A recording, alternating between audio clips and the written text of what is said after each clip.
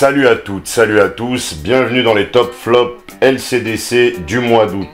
Oui, les films vus au mois d'août, la vidéo sort en septembre, logique. Alors, les films d'Alain Delon n'y seront pas, étant donné que j'ai donné mon classement par rapport à sa filmographie dans la vidéo dédiée sortie le jour de son décès. Et vous pouvez la retrouver en description et là ou là, enfin un endroit ou un autre. Mais assurément, le Samouraï aurait été facile top 2, voire top.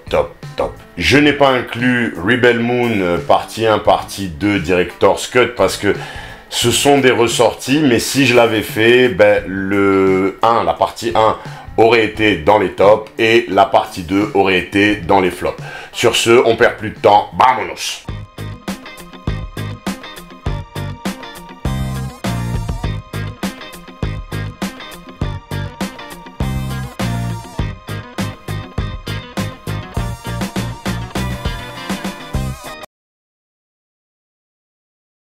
C'est parti, on commence avec les tops. Alors en 5, Alien Romulus.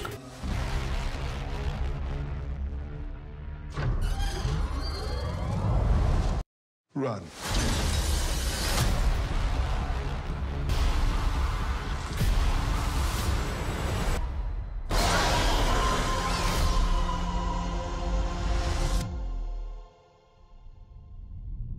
Vous avez La vie du connard dédié que je vous mets ici ou ici. Alors, un film qui a divisé, mais moi, qui m'a plutôt fait plaisir. Je l'ai vu 3 fois au total. Et bon, j'avoue, à la 3e fois, ça commençait à être gavant, parce que 3 fois en 2 semaines, c'est un peu beaucoup. Mais sinon, voilà, j'ai rien trouvé à redire, j'ai pas boudé mon plaisir. Donc, je vous invite à aller voir La vie du connard sur Alien Romulus, si vous l'avez pas déjà fait. En 4, Surrounded sur Prime Video. We were free, but we had no place to be free.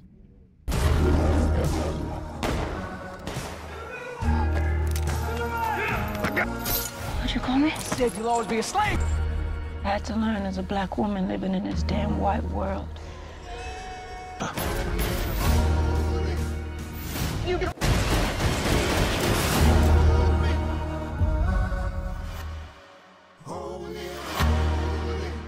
Alors celui-là c'est mon petit coup de cœur avec définitivement une Letitia Wright qui tient très bien son rôle et qui fait un super travail. Mais non, déjà c'est pour le film, mais ensuite c'est Laetitia, c'est comme la petite sœur, on avait fait son interview du connard, ici ou ici. Alors là, une bonne surprise avec ce petit western sans prétention aucune, ça se voit qu'il n'y a pas beaucoup de budget, mais je trouve que ça le fait, j'ai bien apprécié des fois quelques sous-textes, j'ai trouvé que l'action était plus ou moins bien gérée, on va dire 75% des fois, et donc non, moi c'est mon petit coup de cœur ce mois-ci qui est disponible sur Prime. En numéro 3, Megan. I have this project at work. Do you want to see? Yes. Hi, Megan. I'm Katie. It's nice to meet you, Katie. Do you want to hang out? You should probably run. I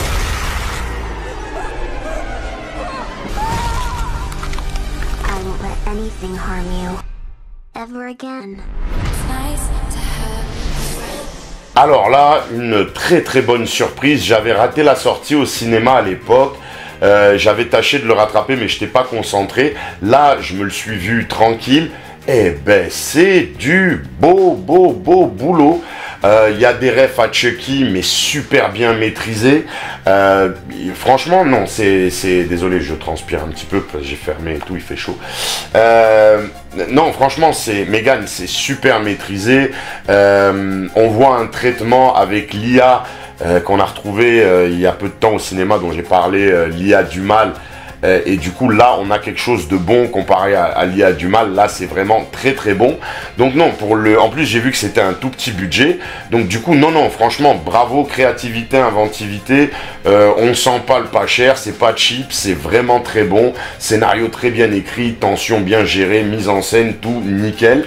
Et c'est dispo sur Netflix. En 2, Alienoid 1 et 2. 아주 오래전부터 외계인들은 그들의 죄수를 인간의 몸에 가두어 왔다. 긴급 메시지 도착. 죄수 위치 파악해. 이제 당신을 인간의 몸에서 탈옥시키겠다.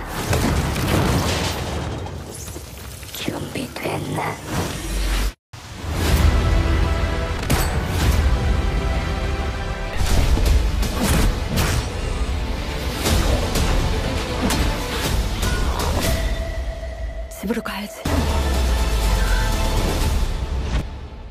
Alors moi je considère que c'est le même film, hein. C'est deux chapitres de la même histoire, mais littéralement, c'est-à-dire que c'est vraiment la suite continue de l'action du premier qu'on voit dans le 2. Et bien là c'est vraiment le diamant brut du mois, le truc qui m'a... Ce mois-ci, il y a eu pas mal de choses, mais celui-là m'a vraiment mis le smile. Alors, les deux films, en plus d'être d'excellents divertissements familiaux, ils sont pleins d'inventivité. J'ai fait un short sur le dernier lorsque je l'ai vu au cinéma. Et franchement, j'ai grave kiffé, aussi bien le 1 que le 2. C'est vraiment une bonne découverte. Alors, le titre et l'affiche, ça pue le nanar à plein nez. Eh bien, détrompez-vous, c'est largement au-dessus de ce que peut proposer Marvel et consorts. Là, on est vraiment dans du très lourd.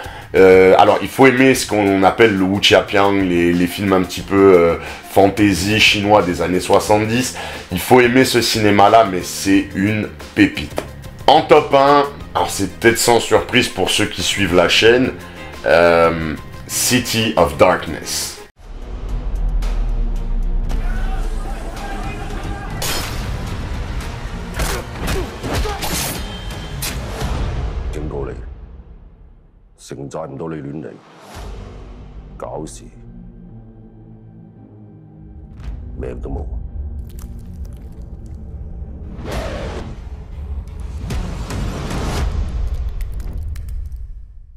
Bon, alors là, on est sur du très lourd. Là, c'est level Oscar, c'est level film qu'on va pas oublier, tu vois. S'il n'y avait pas eu ça, Alienoid aurait été 1, mais il n'y a rien ce mois-ci qui pouvait concurrencer. Pour vous dire, quand j'ai pensé à si j'avais inclus un des films d'Alain Delon, j'aurais mis le Samouraï, qui est quand même le Samouraï. Et ben franchement, j'étais pas sûr de le mettre au-dessus de City of Darkness. J'ai hâte de le revoir. C'est vraiment un super film. Je vous invite à aller voir, je crois que c'est mon camarade Merej, il me semble que j'avais vu une vidéo de lui qui en parlait. Je vous invite à aller voir ce qu'il en dit parce que Merej communique super bien sa passion. De toute façon, s'il y a une vidéo, je la mettrai en description ici ou ici. Et sinon, on en a parlé lui et moi en live dans le live qui était dédié. Je crois que c'était la 100e ou la 101e. Mais en tout cas, voilà, City of Darkness. Si vous pouvez vous le procurer, procurez-le vous. Moi, j'ai qu'une hâte, c'est qu'il sorte en Blu-ray, DVD, etc. pour que je puisse me le procurer en double. Je vais prendre une copie physique que je vais pas dézipper. Et je vais prendre une autre copie physique que je vais, à mon avis, saigner jusqu'à ce qu'elle se raye. Voilà. City of Darkness, c'est top 1 de chez top 1. Je pense même qu'il va finir dans le top 5 des films de l'année pour moi. Allez, maintenant, on va passer aux toilettes. La purge. Les flops. En premier, Borderlands.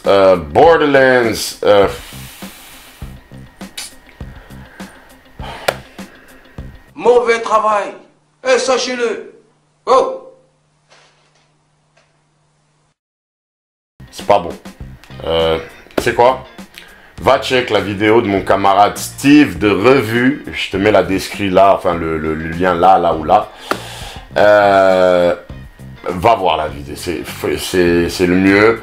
Il en parle très bien. Lui, il l'a mis dans Dimanche Navet. Donc voilà. Ensuite, en flop. Alors les flops, c'est pas classé. Hein. C'est 3, voilà. 3 bousins comme ça. Alors, en deuxième, je suis dur. Nicodemus, mon camarade, il va dire « Ah, Joseph, là, t'es dur. » Mais en fait, je suis dur autant que je suis déçu.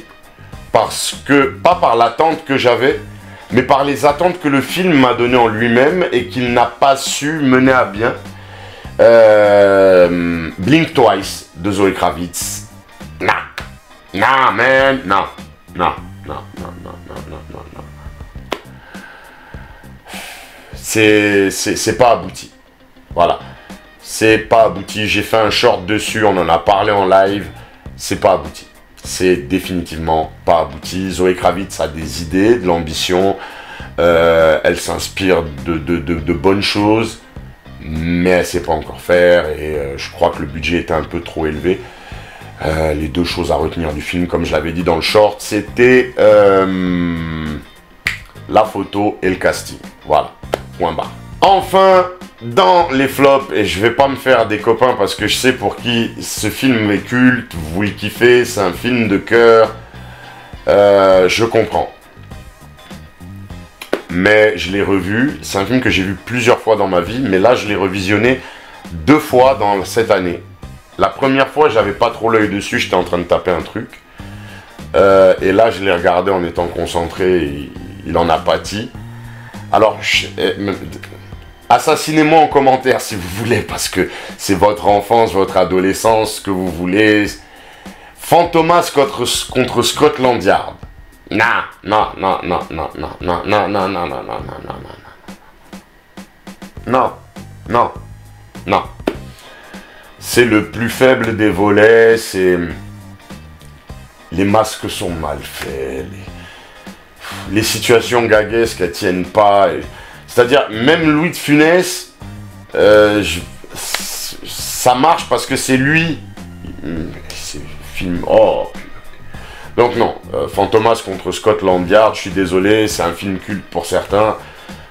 Pour moi, ils viennent passer... Autant les 2 premiers que j'ai revisionnés, parce qu'en fait, j'ai revisionné la trilogie 2 fois depuis le début de cette année, quand même. Donc, je suis sérieux avec le délire. Et ouais, non, Fantomas contre Scotland Yard, non, non, man, fuck that shit, non. Non, non, définitivement non. Et par contre, la trilogie est disponible sur Netflix, et les 2 premiers, surtout le premier Fantomas, d'ailleurs, les 2 sont bons. Le premier est carrément super bon. Donc, voilà, il y a... Voilà, 2 poids 2 mesures quand même sur ce truc-là. Voilà, bien entendu, ce classement est totalement connarjectif et connardesque. C'est mon classement à moi. J'ai hâte de lire vos classements à vous. Mettez vos top 5 dans les commentaires, comme ça, ça permettra les uns les autres de réagir. Moi, je réponds à tous les commentaires. Je m'en fais un devoir. Abonnez-vous pour ne pas manquer les futurs contenus. Likez si vous avez aimé la vidéo. Si vous n'avez pas aimé, ça vous coûte rien de liker. Activez les notifs, comme ça, en fait, ça vous permet de ne pas rater chaque fois qu'il y a une nouvelle vidéo, un live. Je ne suis pas du genre à publier 2 vidéos par jour, donc ça devrait le faire. Vous avez la possibilité de soutenir la chaîne de manière active sur Tipeee, Paypal, les liens sont dans la description. Moi, je vous retrouve très très vite. D'ici là, take care, cheers.